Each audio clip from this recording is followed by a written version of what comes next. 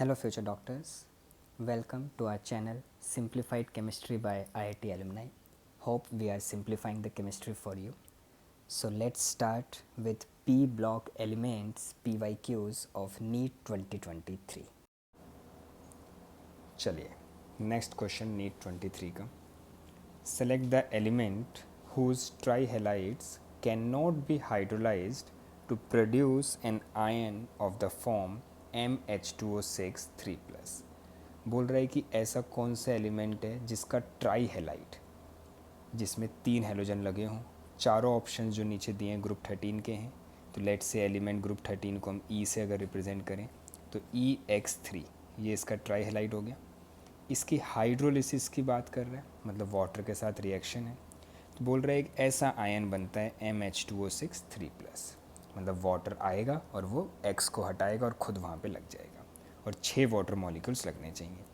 अब ऑब्वियस सी बात है, किसी को अगर नहीं भी ज़्यादा आइडिया है तो ये तो पता ही है कि बोरॉन जो है वो मैक्सिमम 4 ही बॉन्ड बना सकता है, क्योंकि वो सेकेंड पीरियड का एलिमेंट है, अपना ऑक्टेट एक्सपेंड नहीं कर सकता है, तो 6 बॉन्ड तो बना ही नहीं सकता. तो यही उसने पूछा था कौन नहीं हो सकता है, कैन नॉट.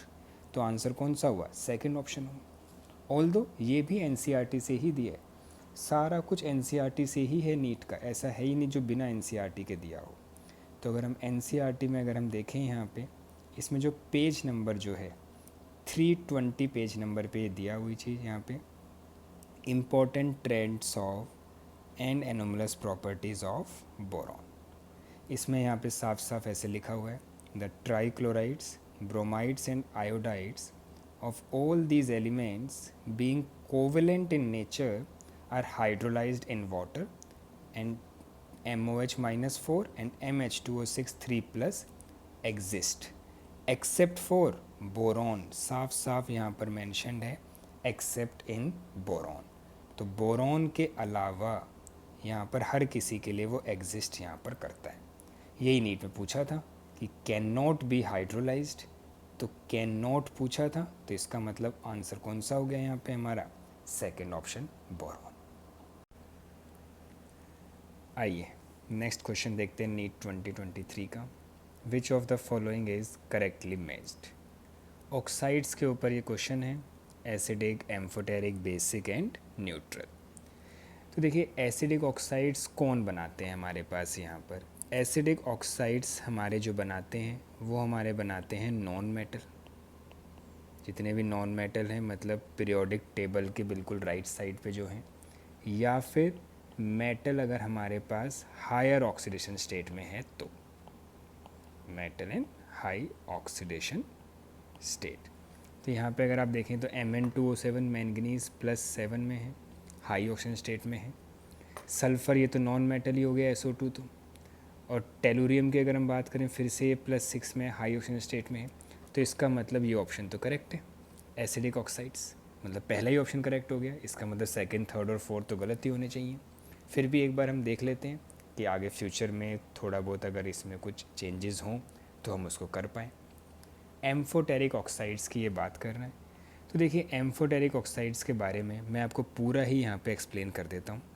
एम्फोटेरिक ऑक्साइड्स वो होते हैं जो एसिड और बेस दोनों के साथ रिएक्ट करते हैं. तो कुछ एलिमेंट्स होते हैं जो हमेशा एम्फोटेरिक ऑक्साइड्स ही बनाते हैं, जैसे कि Zn, Be, Al, As, Sb, Ga, Sn, Pb and Cd.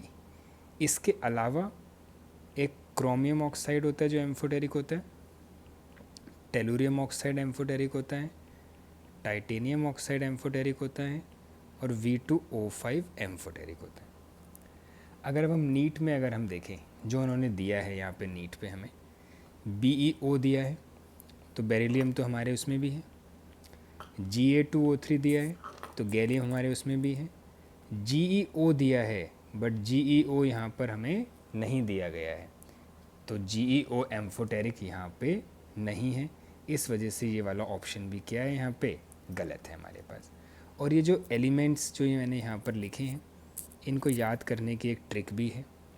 जैसे पहले 3 एलिमेंट्स के लिए जनाब अली, उसके बाद नेक्स्ट 3 के लिए आज सब गए, और नेक्स्ट 3 के लिए कहाँ गए, सुनने प्रभु की सीढ़ी। तो जनाबे अली आज सब गए सुनने प्रभु की सीढ़ी, हम इससे याद यहाँ पे रख सकते हैं। नेक्स्ट है यहाँ पे हमारे पास बेसिक ऑक्साइड्स का। तो बेसिक ऑक्साइड्स एसिडिक का जस्ट उल्टा हो जाएगा। जो मेटल्स होते हैं वो बेसिक ऑक्साइड्स बनाते हैं यहाँ पे। तो अगर हम यहाँ पर देखें In2O3 हमें दिया हुआ है, K2O हमें यहाँ पे दिया हुआ है और SnO2 यहाँ पे हमें दिया हुआ है यहाँ पे। तो बेसिक में मेटल्स ग्रुप 1 ग्रुप 2 के जनरली बनाते हैं, तो K2O हमारे पास बनाएगा बेसिक ऑक्साइड्स, बट In2O3 और SnO2 ये हाई ऑक्सीजन स्टेट्स में हो गए, तो ये हमारे क्या बना देंगे, एसिडिक ऑक्साइड्स। तो इसका मतलब बेसिक ऑक्साइड्स वाला ऑप्शन भी क्या हो गया यहाँ पे, गलत हो गया। लास्ट है इसमें न्यूट्रल ऑक्साइड्स के लिए।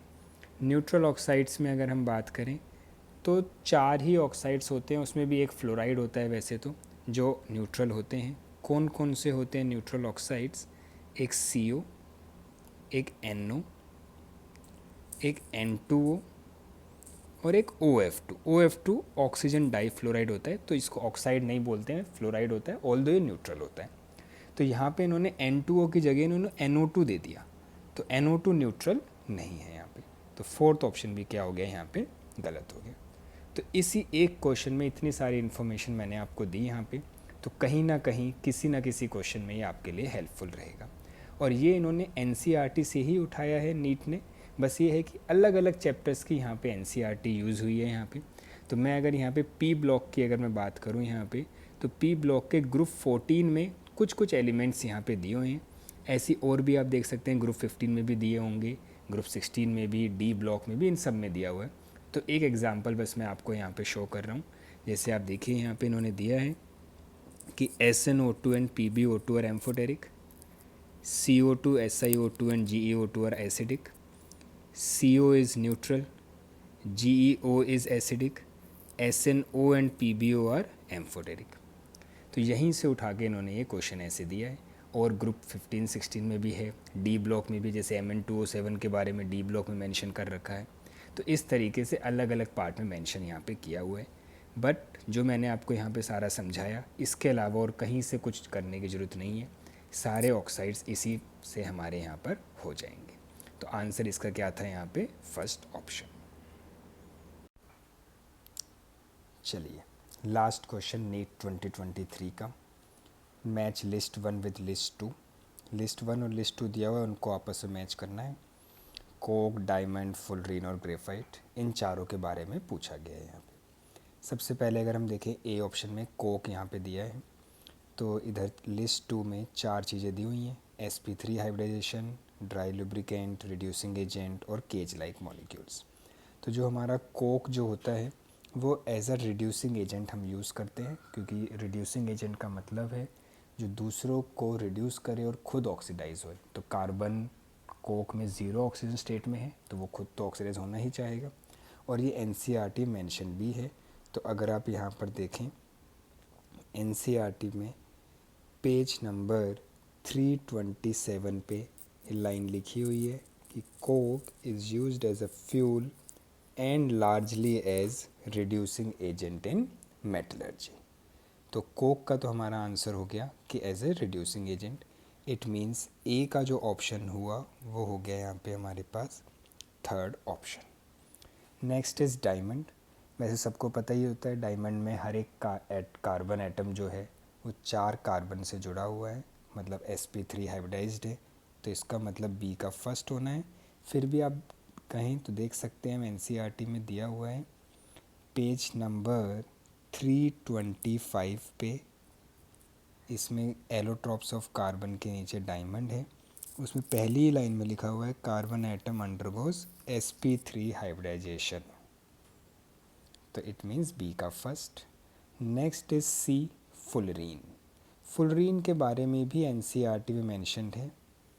तो अगर आप देखें यहाँ पे ये फुलरीन यहाँ पे दिया हुआ है, कौन सा पेज नंबर है ये, 326, और यहाँ पे लिखा हुआ है साफ साफ फुलरीन्स आर केज लाइक मॉलिक्यूल्स।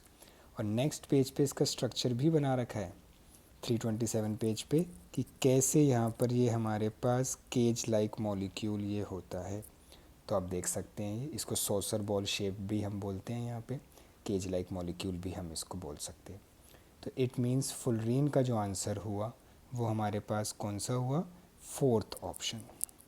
वैसे तो अब एक ही ऑप्शन बच गया, ग्रेफाइट का सेकंड ही होगा।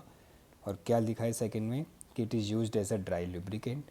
तो मशीनरीज में यूज़ होता है जहाँ पे हम ऑयल यूज़ नहीं कर सकते हाई टेम्परेचर पे, क्योंकि हाई टेम्परेचर पे ऑयल हमारा बर्न हो जाता है।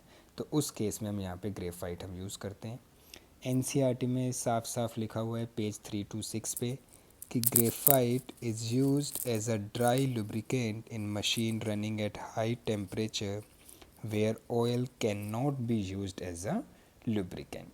और ग्रेफाइट क्यों as a dry lubricant use होता है, क्योंकि it is very soft and slippery. तो इट मीन्स ए का थर्ड, बी का फर्स्ट, सी का फोर्थ एंड डी का second.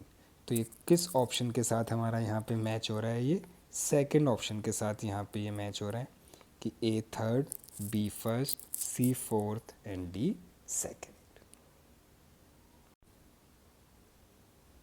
Thank you for watching the video. Hope you liked it. If you have liked it, please like, comment, share and subscribe. We will be back with another video very soon. Thank you.